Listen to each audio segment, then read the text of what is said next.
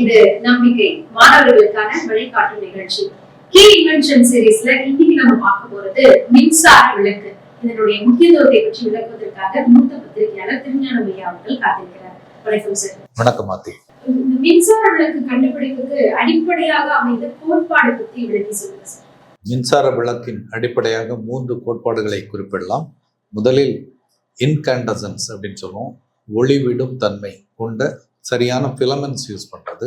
அடுத்தது மின்சார ஓட்டம் மற்றும் எதிர்ப்பு, கரண்ட் ஃப்ளோ இருக்கணும், அந்த ரெசிஸ்டன்ஸ் வரும்போது அந்த ஃபிலமெண்ட்டை ஒளிவர செய்கிறதா இருக்கணும். 3வது வாயு விலக்கல், அந்த ஃபிலமெண்ட் எரிந்து சாம்பலாகி விடாதபடி இந்த ஃபிலமெண்ட்டை சுற்றி இருப்பது வெற்றிடமாக இருக்கணும் அல்லது ஆர்கன் போன்ற ஊக்கமற்ற வாயுக்களால் நிரப்பப்பட்டிருக்கணும். இந்த 3 அடிப்படை கோட்பாடுகள் மின்சார விளக்கு உற்பத்திக்கு உருவாக்கத்துக்கு அவசியமா இருக்கு. மின்சார விளக்கு கண்டுபிடிப்புக்கான ஆய்வுகள்ல யாரெல்லாம் ஈடுபட்டிருந்தாங்க சார்? 1800களின் தொடக்கத்திலிருந்தே மின்சார விளக்குகளை உருவாக்குவதற்கான முயற்சிகள் நடந்தன.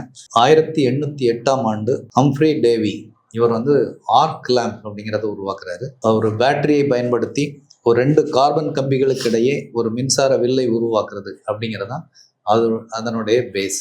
இந்த ஆர்க் லேம்ப்ஸ் பெரும்பாலும் சில இடங்களில் தெரு விளக்குகளாகவும் கலங்கரை விளக்குகளாகவும் பயன்படுத்தப்பட்டன. அடுத்து இங்கிலாந்தை சேர்ந்த ஒரு விஞ்ஞானி ஜோசப் வான் கார்பனைஸ் செய்யப்பட்ட காகித இலைகளை பயன்படுத்தினார், ஃபிலமெண்ட்ஸாக பயன்படுத்தினார்.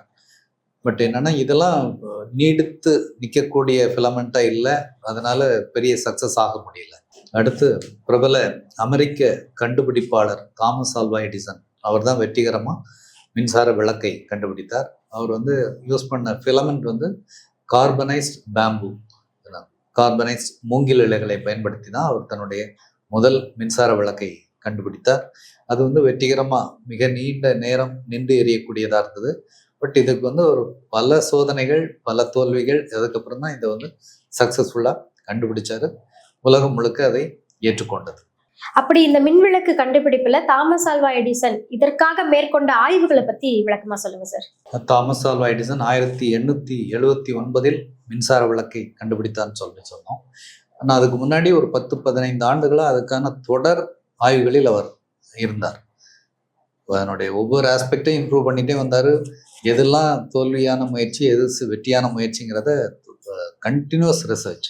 அதில் இந்த ஃபிலமெண்ட் தேடுறதுக்கு மட்டுமே 6000 முறை முயற்சி பண்ணியிருக்காரு. நிறைய டைப் ஆஃப் ஃபிலமெண்ட்ஸ் போட்டு எது செட் ஆகும்னு பார்த்து கடைசியாக கார்பனைஸ்ட் பேம்பு அப்படிங்கிறது மிக பொருத்தமான ஃபிலமெண்ட் அப்படின்னு சொல்லி கண்டுபிடிச்சாரு. உண்மையிலே அது நீடித்து நின்று எரிந்தது.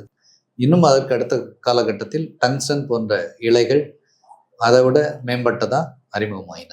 இவ்வளவு முயற்சிகளுக்கு பிறகு தாமஸ் ஆல்வா எடிசன் கண்டுபிடித்த அந்த மின்விளக்கினுடைய வடிவமைப்பு எப்படி இருந்தது சார்? அவர் அந்த மின்விளக்கை மக்களுக்கு எப்போது அறிமுகப்படுத்தினார் சார்?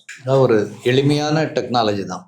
ஒரு வெற்றிட குமிழில் ஒரு கார்பனைஸ்ட் பேம்பு ஃபிலமெண்ட், அதுக்கு ஒரு குறைவான மின்சாரம் கொடுத்தாலே அது எரியக்கூடிய அளவுக்கு அந்த டெக்னாலஜி மிகவும் சிம்பிளிஃபைடாக இருந்தது, நீடித்து உழைக்கக்கூடியதாக இருந்தது. அதனால தான் மிக எளிதில் ஏற்கப்பட்டது. எடிசன் ஒரு இன்வென்டர் மட்டும் இல்லை, கண்டுபிடிப்பாளர் மட்டுமல்ல, ஒரு அருமையான பிஸ்னஸ்மேன். அதனால் அவர் அந்த மின்சார விளக்கை வெறும் கண்டுபிடிப்பாக நிறுத்தலை. அதுக்கான பேட்டன்ட் வாங்கிட்டாரு. பேட்டன்ட் வாங்கினதோடு நிறுத்தலை, அது வெறும் மின்சார விளக்காக இல்லாமல் ஒரு சிஸ்டமாக அதை உருவாக்கி கொடுக்குறாரு.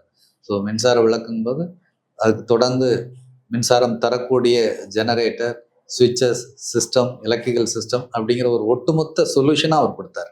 1879ஆம் ஆண்டு அக்டோபர் 21ஆம் தேதி, இந்த தேதியில் தான் தாமஸ் ஆல்வா எடிசன் தன்னுடைய எலக்ட்ரிக் பல்பை டெமான்ஸ்ட்ரேட் பண்ணி காட்டுறார் மக்களுக்கு முன்பு. மக்கள் அதை ஏற்றுக்கொள்கிறார்கள். நான் சொன்ன மாதிரி அவர் வெறும் மின் விளக்கோடு நிறுத்தவில்லை, அதுக்குரிய சப்போர்ட்டிவ் எலக்ட்ரிக்கல் சிஸ்டமையும் அறிமுகப்படுத்தினார். 1879இல் இந்த டெமோ பண்ணி காட்டினார். 1880 எடிசன் எலக்ட்ரிக் லைட் கம்பெனி அப்படிங்கிற தன்னுடைய கம்பெனியை அதுக்கு உருவாக்கிறாரு. அது மட்டும் இல்லை, 1882ஆம் ஆண்டிலேயே நியூயார்க்கில் ஒரு மின் உற்பத்தி நிலையத்தையும் உருவாக்குறார். ஸோ அந்த மின் உற்பத்தி நிலையம் வீடுகளுக்கு மின்சாரத்தையும் விநியோகித்தது, மின் விளக்குகளையும் கொண்டு சேர்த்தது. அந்த மாதிரி ஒரு ஹோல் நெட்வொர்க் சிஸ்டம் கொடுத்ததுனால அது பெரிய சக்ஸஸாக மாறிச்சு. அங்கிருந்து பரவி அமெரிக்காவின் மற்ற இடங்களுக்கும் உலகம் முழுவதும் பரவியது. தாமஸ் ஆல்வா எடிசனுக்கு பின் இந்த மின் விளக்கினுடைய பயன்பாட்டில் ஏற்பட்ட தொழில்நுட்ப முன்னேற்றங்கள்லாம் என்னென்ன, அதை பற்றி விளக்கமா சொல்லுங்க சார். எடிசன் கண்டுபிடித்த மின்சார விளக்கு அடுத்தடுத்த கட்டங்களில் இன்னும் மேம்பட்டு வந்தது. முதலில் அவர் பயன்படுத்திய கார்பனைஸ்ட் பேம்பு ஃபிலமெண்ட் பதிலாக டங்ஸ்டன் அந்த இடத்துக்கு வந்தது. டங்ஸ்டன் ஃபிலமெண்ட்ஸ் இன்னும் கூடுதல் எஃபிஷியன்சி கொண்ட ஃபிலமெண்ட்ஸாக இருந்தது. அடுத்து 1930s ஃப்ளூரசன்ட் லேம்ப்ஸ் அறிமுகமாச்சு. அதில் யூவி கதிர்களை உருவாக்கி பாஸ்பர் பொருளால் வெளிச்சத்தை தரக்கூடிய ஒரு டெக்னாலஜி. அது குறைவான மின்சாரத்தில் அதிக வெளிச்சம் என்ற ஒரு டெக்னாலஜி. அடுத்து சிஎஃப்எல் என்று அழைக்கப்படக்கூடிய compact fluorescent lights. CFL 1980s அறிமுகமாச்சு. அடுத்து இந்த நூற்றாண்டின் தொடக்கத்தில் எல்இடி விளக்குகள் அறிமுகமாச்சு. எல்இடிங்கிறது லைட் எமிட்டிங் டயோட். அது குறைவான மின்சாரம், அதிக ஆயுள், சூடாகாத விளக்குகள். இதுதான் எல்இடியோட பேசிக்ஸ். அடுத்து வைஃபை, ப்ளூடூத் மூலம் கட்டுப்படுத்தக்கூடிய ஸ்மார்ட் லைட்டிங் டெக்னாலஜி வந்துச்சு. அடுத்து டிவி, மொபைல் எல்லாம் ஓலட் என்று அழைக்கப்படக்கூடிய ஆர்கானிக் எல்இடி. இந்த கான்செப்ட் அதனுடைய டிஸ்பிளே பேட்டர்னில் இந்த டெக்னாலஜி அறிமுகமாச்சு. இந்த மாதிரி அடுத்தடுத்த கட்டங்களில் மின்சார விளக்கு தன்னுடைய தொழில்நுட்ப அளவில் உயர்ந்து கொண்டே வருகிறது. இன்றைக்கு உலகம் பயன்படுத்தக்கூடிய அற்புதமான மின்விளக்கின் அடிப்படையை தாமஸ் ஆல்வா எடிசன் உருவாக்கி கொடுத்தார். அதனால இன்றைக்கு ஒளி நிறைந்த உலகம் சாத்தியமாகி இருக்கு.